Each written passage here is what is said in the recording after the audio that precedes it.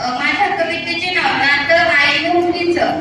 मायलेकीमध्ये शांत आणि समाधानी राहण्याची कला मी सांगते. मायलेकीमध्ये शांत आणि समाधानी राहण्याची कला मी सांगते.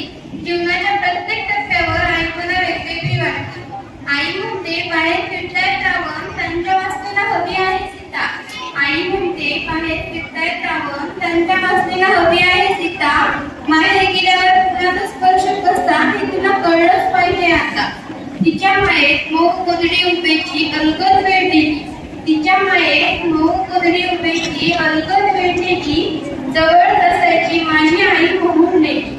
मी आईची होते तेव्हा छकुली लाडकी. मी आईची होते तेव्हा छकुली लाडकी. मला जरा घाई होता आईला घरे धडकी.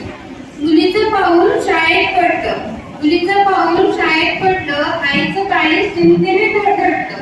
लवकर घरी येण्याचा ती आग्रह धरायची. लवकर घरी येण्याचा ती आग्रह धरायची. मी मात्र मैत्रिणीच्या टप्प्याटप्प्यात रमायची. पुढे शिक्षण झाल्यानंतर मला नोकरी लागली. पुढे शिक्षण झाल्यानंतर मला नोकरी लागली. तिच्या डोळ्यात ती काळजी हवी हवीशी वाटली. अशी असती ही आईची माया जगा वेगळी. अशी असती ही आईची माया जगा वेगळी. वरून फणसासन काटेरी पण आतून पुरणपोळी. वरून फणसासन काटेरी पण आतून पुरणपोळी. धन्यवाद.